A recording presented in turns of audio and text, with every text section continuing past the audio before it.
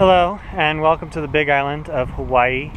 I am standing next to the Saddle Road, which connects Hilo with Kona, going through between the two high mountains of Mauna Loa over there and Mauna Kea over there, both sprinkled with snow.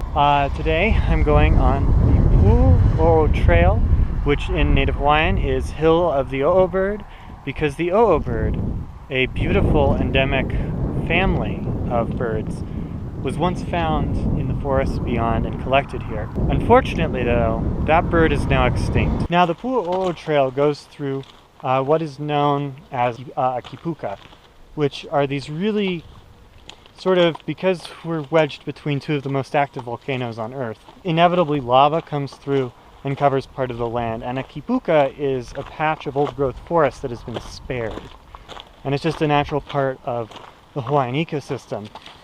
And today they are some of the most important habitats for the native birds because they're pretty isolated, they're up high, they've got mostly a pretty native community, and so they're super important.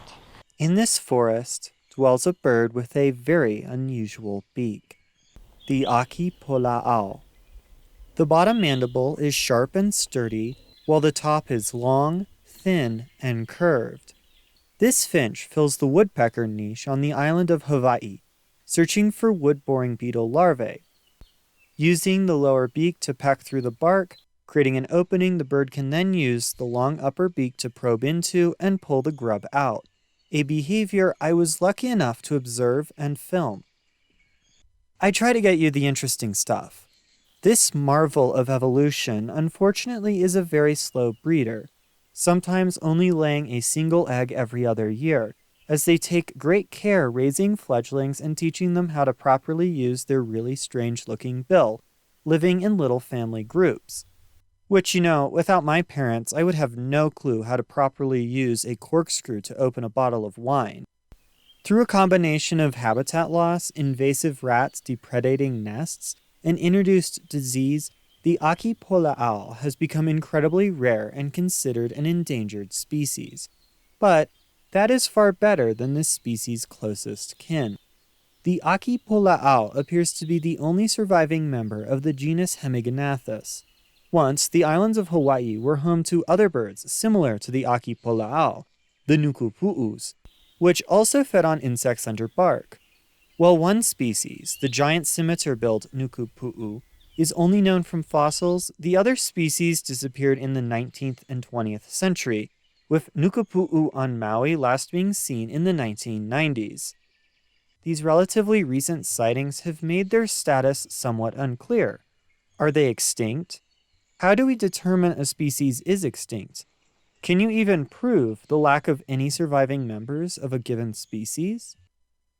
In a press release on the 29th of September 2021, the U.S. Fish and Wildlife Service declared their intention to delist 23 species from the Endangered Species Act due to extinction.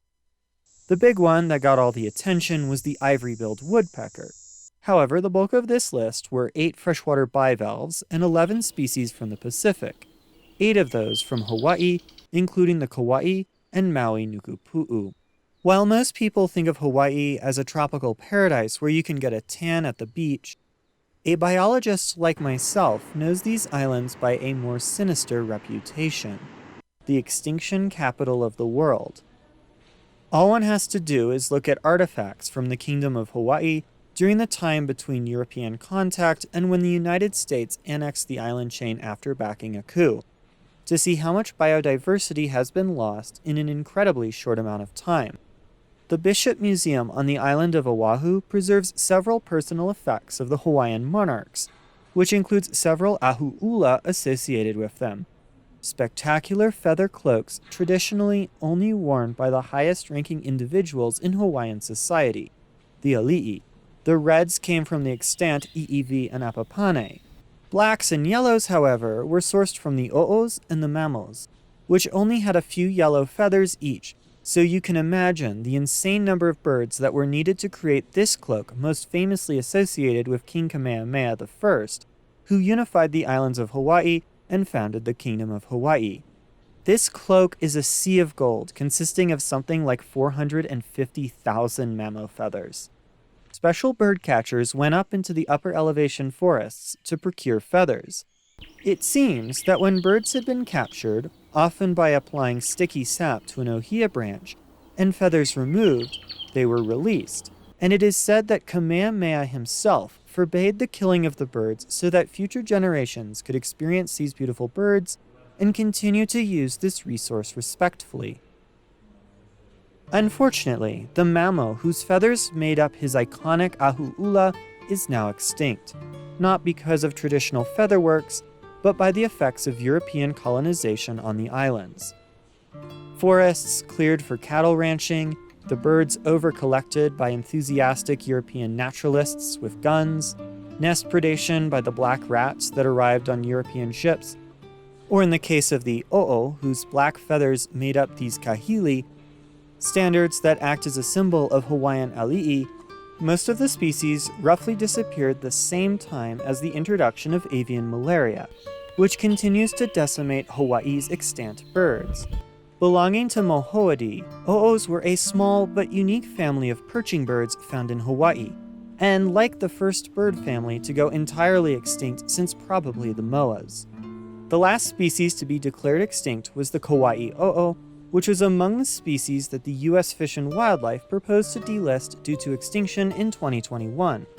Surviving into the late 80s, several audio recordings, photographs, and videos of this bird exist from deep in the Alakai swamp.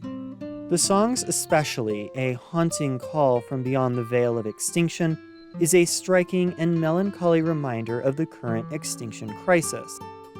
But are we certain the Kauai o'o is extinct?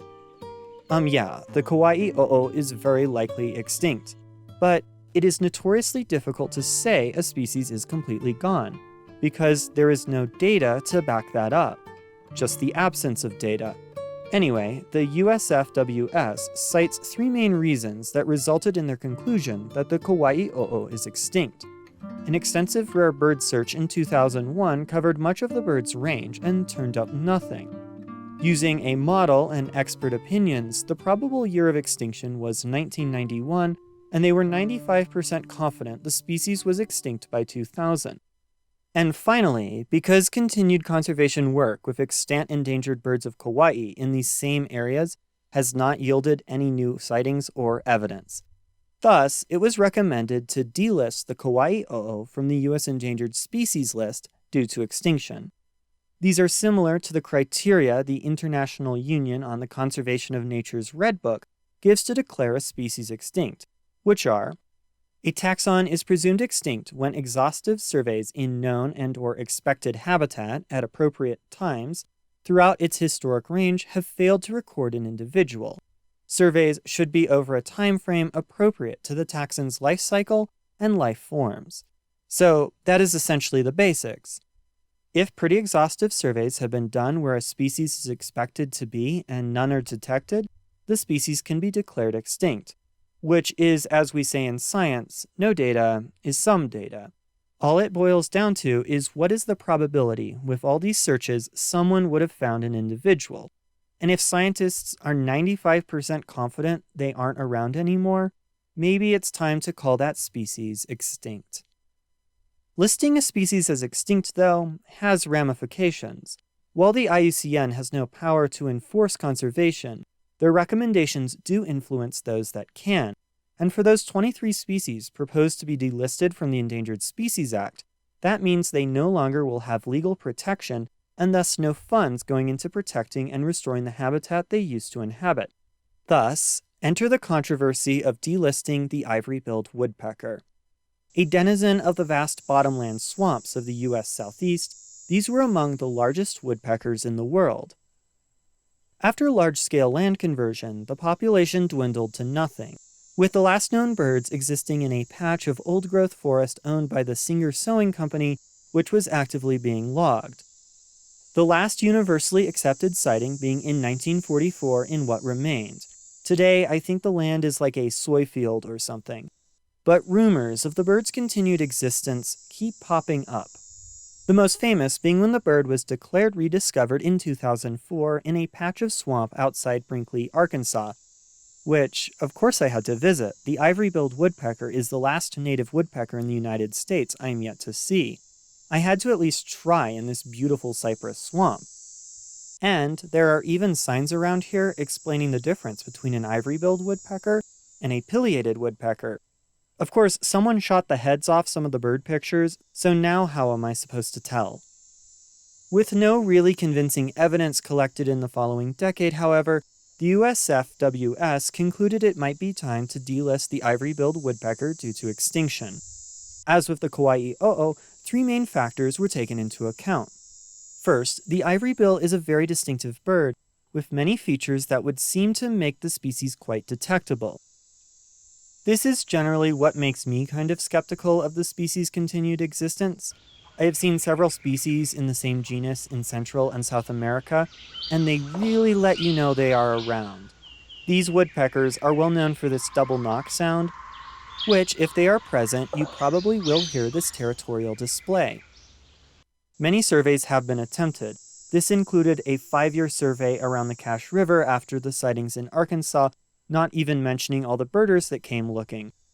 So many, the town of Brinkley used to have a bunch of ivory-billed woodpecker-themed businesses, which unfortunately have all gone out of business, or I guess I mean extinct, after sightings petered out. Finally, the last unrefuted sightings were in 1944, the length of that time interval suggesting the species may be extinct. Now, that's all well and good, however there are many cases in which a species we thought to be extinct, or one not seen in decades, suddenly shows up. These are known as Lazarus taxa, and sometimes in the case of animals like the Bermuda petrel and the Machu Picchu arboreal chinchilla rat, they can be missing for centuries. Generally though, rediscoveries occur a little sooner, and with species in places less searched by scientists and amateurs, who will report the sightings outside of the small region. Unlike the ivory-billed woodpecker, which has been extensively searched for. Of course, the Fish and Wildlife Service encouraged a public comment period and new evidence to be submitted, which is why a paper containing some images of an alleged ivory bill was released. And the Fish and Wildlife Service ended up deciding to extend the final decision by 6 months on the delisting of the ivory bill because of disagreements among experts. For those who think the evidence points to the continued survival of this bird, delisting the ivory bill is considered premature and will not accomplish anything. As with the bird under the Endangered Species Act, there are funds going into purchasing and protecting the remaining bottomland swamp, the ivory-billed woodpecker acting as an umbrella species for this ecosystem, even if from beyond the grave. But here's the thing, often species decline as part of a degradation of the entire ecological community, and thus we really fortunately, or rather unfortunately, often have other endangered species we can actually find to protect habitat and the rest of the ecosystem. The factors that caused the decline of the Pu'u O'o or the Kauai Nukupu'u have caused declines in the other forest birds of the island. And so, if they do still exist somewhere in the remote forests of the Alakai swamp, protection efforts aimed at a bird like the Pu'u O'o, such as rodent removal and working to reduce mosquito abundance, would be helpful to the entire avian community. Similarly, protection of a bird like the ʻakiapolaʻau, or protecting habitat and preparing for the reintroduction of the extinct in the wild Latta, helps protect the other birds of the Big Island, and perhaps any surviving o'o, a bird that hasn't been seen since the late 80s on the Big Island, but has not yet been searched for extensively enough to say that they are extinct without a reasonable doubt. The determination of a recent extinction is ultimately a perfect example of the scientific process and how theory interacts with policy. Evidence is collected, data is analyzed, and conclusions are drawn. But in the case of a missing species, all we can do is go, no data is some data. Will the ivory-billed woodpecker or a missing bird like the o'o be rediscovered? Possibly. Ultimately, the statement, the ivory-billed woodpecker is extinct, is only a hypothesis based on a probability, and thus could be proven false by the data. I mean, writing about the ivory-billed woodpecker in this video, I have this concern, though it would be really great news if this did happen, but that when I finally release this video, someone will have published really great ivory-billed pictures that definitively proves the species' continued existence, and that will make this video outdated. But then again, there's a pretty high chance that that won't happen. Anyway, do you think the ivory-bill is still out there somewhere? And did I do a good job explaining how species are determined to probably be extinct? Let me know down below. If you want to learn more about the decline of birds in Hawaii and how best to protect them, I would recommend checking out this video on the subject I produced. Or if you want to support ongoing conservation initiatives for Hawaiian forest birds, like the ʻakiapolaʻau, go to the Friends of Hakalau Forest National Wildlife Refuge or the Kauai Forest Bird Recovery Project websites. Thank you so much for watching, and until next time, bye.